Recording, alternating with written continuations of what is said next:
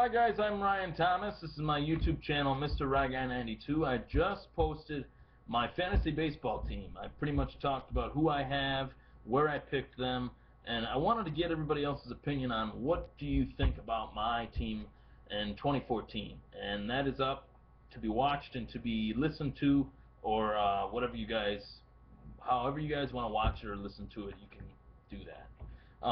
This video is dedicated to UFC 171, which takes place this Saturday, March 16th, day before St. Patty's Day, and it is in Dallas, Texas, the hometown of Johnny Hendricks, and that's the main event. Johnny Hendricks, a guy that most people believe beat and dethroned the longtime welterweight champion Georges St. Pierre, but in my opinion he did not.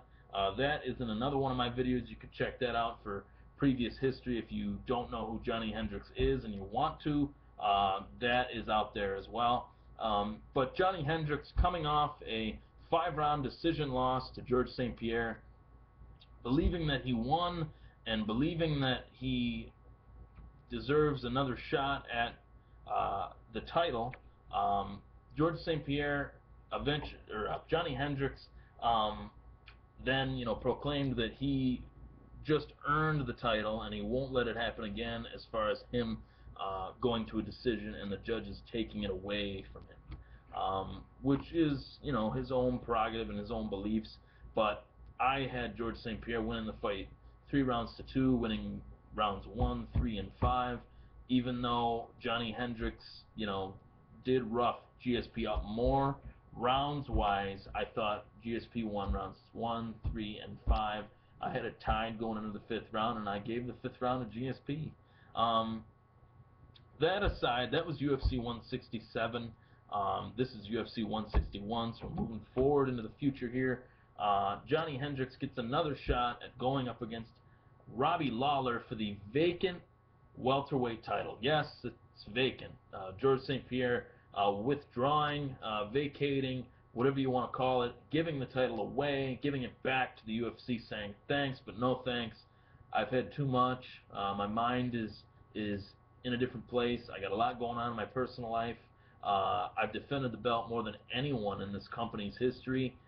When it's Jake Shields, it's Nick Diaz. When it's Nick Diaz, it's Carlos Condit. When it's not in that order exactly, but you get the gist. He's fought the number one contender over and over and over again. He's never ducked anybody.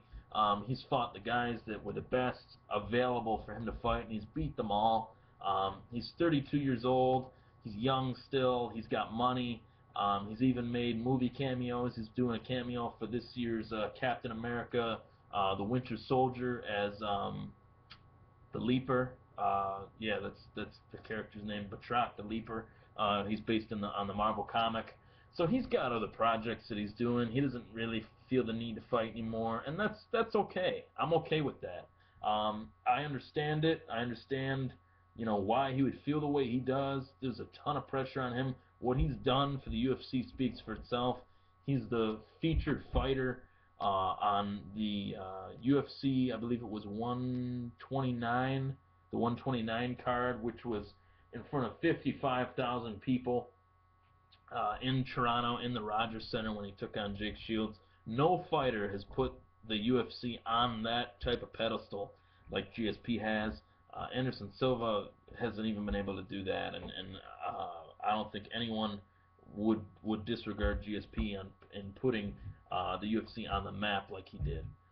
So, congratulations to GSP for having the career that he had, and knowing when mentally he wants to hang it up. And now we move on to a new era, one that starts with Johnny Hendricks versus Robbie Lawler for the vacant welterweight title. Robbie Lawler, a guy that has kind of come full circle. His UFC career was one of big hype in the early 2000s. He lost to Nick Diaz, and that kind of began his downfall in his first stint with the UFC. He was released by the UFC and signed by a variety of promotions, fighting under the Elite XC banner, winning the middleweight or welterweight he was a champion in the Elite XC. He was a tournament fighter. He was also a guy that came out of the Pat Miletich camp with Matt Hughes and Jens Pulver. He had so much hype behind him, and he never really fulfilled his potential until he had a few fights in Strikeforce, a few devastating knockouts in Strikeforce, and things just started to come together for him mentally. As Joe Rogan would say it, his maturation as a fighter began in Strikeforce, and it hasn't stopped since. He's approaching 30. There was a gap between his last fight with the UFC and his first fight back of almost 10 years. That is a very long time. And his first fight back was against a longtime UFC welterweight, a guy that had over 20 fights at the time in the UFC, and that was Josh Koscheck, who he knocked out cold early in the fight. Made Josh Koscheck look very bad. And say what you want about Koscheck being over the hill, but to not fight in the UFC for almost 10 years and to come back and beat a guy that was one of the top contenders for quite a long time, that says a lot. That says a lot about where he is at mentally. His next fight was against a little bit lower of an opponent, but a guy that is known for being tough and taking a lot of shots and never being finished was Bobby Volker. Volker was also a guy that was in Strikeforce, and Robbie Lawler just ripped right through him and was one of the first guys to actually finish him, batter him, and finish him. And that was something that opened up the eyes of a lot of pundits and journalists in mixed martial arts, and that was a big win. His next fight was against Rory McDonald, a guy that was GSP's protege, a guy that was fighting at the TriStar Gym with George St. Pierre and Rashad Evans at the time, and he was training with John Jones, and he's trained with Carlos, and he hasn't trained with Carlos Condit, but he's fought Carlos Condit, and he lost that fight. But a guy that has been in the UFC for a long time, a guy that has beat BJ Penn, and he pretty much, even though the fight was a split decision, the rounds that Lawler won against McDonald were more dominant than the rounds that McDonald won against Lawler. It was a split decision, but I had it 2-1 Lawler, no doubt in my mind that Lawler won that fight. That fight launched him into title contention, as most people thought that if McDonald was to meet up with GSP, that he might beat GSP, which I think is ridiculous. But that's besides the point. Lawler made McDonald look bad. He even dropped McDonald on one occasion, maybe two. So here we are. Lawler gets his shot. Hendricks has some backstory, being a guy that went the distance with the champion and gave him the toughest test yet. Came up short in the judge's eyes, but in his eyes he thought that he won. So he's got kind of a confidence going in that, hey, I just beat the champion. This is my belt. I'm going to run through Robbie Lawler. And this is a great choice of a fight for the UFC, coming off the era of GSP where most of his fights went to decisions, and he would win dominantly, but he didn't really finish a lot of the challenges that he went up against. He more so demoralized them and dominated them for 25 minutes. Now we got a fight where Hendricks has crazy, stupid power, and Robbie Lawler does as well. So these guys are going to, go toe-to-toe with each other from the start, and hopefully this is a barn burner. I don't see this fight lasting long. Out of the two, I respect Robbie Lawler a lot. I'm rooting for Robbie Lawler, not just because I'm a former GSP fan, but because Robbie Lawler has come so far. I like to see guys have like a renaissance story, like guys that had all that hype and kind of threw it away, and then he, got his wits about him and came back, and now he's in a title fight. Whether each one of them, winning would be good for the UFC. I'm rooting for Lawler, but I see Hendricks winning it by knockout. I don't think Lawler has faced a puncher as hard as Johnny Hendricks and as powerful as Johnny Hendricks is. I definitely see being a great fight, though, for the UFC and for the welterweight division. So I have Hendricks winning the main event and becoming the new welterweight champion, but I really hope that Robbie Lawler is able to pull it off and pull a rabbit out of his hat. I think it would be an amazing story, and it would be amazing for the UFC as well. Um, Keep in mind as well that Johnny Hendricks is an All-American wrestler, and Robbie Lawler isn't. But Robbie Lawler is known to have some great takedown defense. So that is another element of the matchup that'll make things very interesting. The co-main event puts former interim UFC interim welterweight champion Carlos Condit, the natural-born killer, against Tyron Woodley, former Strikeforce contender. That is a very interesting matchup because if you look at the UFC rankings, Condit is ranked number 2 and Woodley is ranked number 10. So Condit has a lot to lose going into this fight, and Tyron Woodley has a lot to gain. Woodley fought Jake Shields and lost, while most people thought he won, including myself. Woodley is a big, massive welterweight, and a guy that fought Nate Marquardt in Strikeforce for the vacant welterweight strap. Did lose by knockout to Marquardt, but a guy that has a lot of experience, more experience than people realize. He's been fighting for quite a long time and has been a mainstay in mixed martial arts. 31 years old. He's fought guys like Josh Koscheck, as I mentioned earlier, knocked him out, just like Robbie Lawler did almost. He's fought guys like Jay Haran, and he's fought Canadian prospect Jordan Maine, who hasn't fought in quite a while, but he beat Jordan Maine as well, beat Paul Daly. He's beaten some names in the sport, and Tarek Safadine, who was a UFC welterweight. He's had some wins in the sport, and to say that Carlos Condit is his toughest test yet would be an understatement. Carlos Condit is the who's who in the welterweight division. Besides Johnny Hendricks, I'd say Condit was the closest to beating GSP. I think Condit was actually even closer to finishing GSP over Hendricks. When Carlos Condit threw that combination, the last part of it was that left head kick. GSP didn't even see it and was rocked, and he fell flat on his butt and rolled backwards. His eyes rolled back in the back of his head. I thought GSP was in way more danger at that moment than when Hendricks rocked GSP in the Hendricks fight. I think Tyron Woodley's a great fighter. I think that he's going to be a great welterweight for many years to come.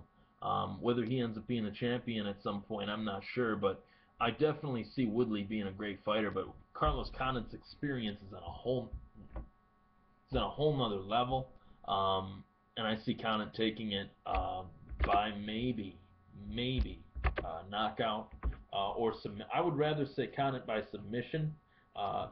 Carlos Condit's ground game is very underrated as well. So I'm going to give this one to Condit, and I think this, if my prediction's right, Hendricks beating Lawler and Condit versus Hendricks, and Condit versus beating Woodley, it would lead up to a second match between Johnny Hendricks and Carlos Condit, which was a 3-round fight, and you could see the momentum shifting towards Condit's side as the fight went on. Hendricks did win, but it was a split decision close fight, and you could see the momentum shifting towards Carlos Condit as he was landing combinations over Johnny Hendricks, and Hendricks only really dominating the fight due to his wrestling. Condit was a great stand-up matchup for Hendricks, using great head movement and avoiding that big left hand that Johnny Hendricks has. So that would be an interesting rematch if those scenarios were to play out as I predict for them too. The next fight is an interesting one. Diego Sanchez versus Miles Jury. Jury is an up-and-coming fighter. He was formerly on The Ultimate Fighter, which most people don't know. He was a hot name on that cast. It was the season where Brock Lesnar went up against Junior Dos Santos. It was the coaches going head-to-head, Lesnar versus Dos Santos. Whoever won that was going to fight Cain Velasquez for the title. And that was when Brock had that bout with diverticulitis, and then Junior ended up fighting Shane Carwin, and he beat Shane Carwin pretty brutally, and then fought Cain Velasquez and beat Cain Velasquez. But anyway, Miles Jury was the big name on that cast, and their first day they start to roll. The first day they start to do any sort of grappling, Miles Jury tears his ACL and is kicked off the show, unfortunately. And he's a guy that has had a great UFC career since. He's undefeated.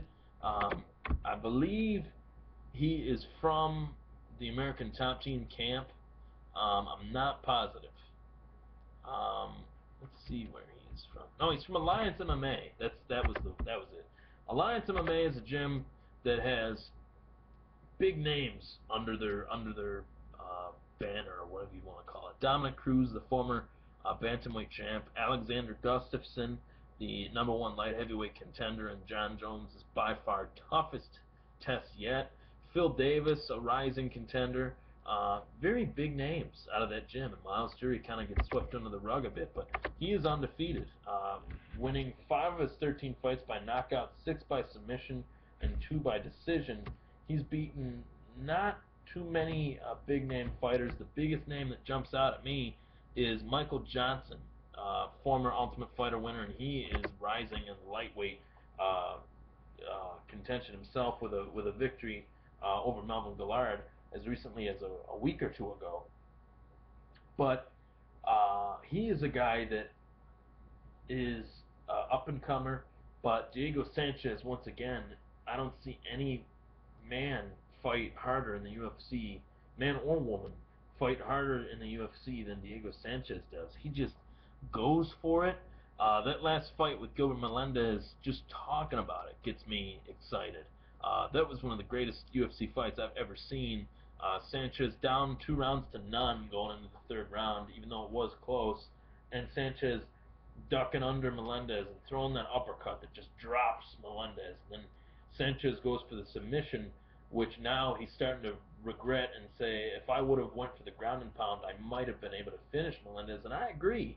Melendez was rocked when Sanchez threw that uppercut. And then Sanchez is peeling off as Melendez is behind him. He's got his hands wrapped around his hips, and Sanchez pulls off a switch, which was just beautiful, and takes the back of Melendez and starts punching him as the fight ends. And then they both get up to their feet and start swinging for the fences, and they're just 2 tough dogs in the octagon that night. It was a great fight.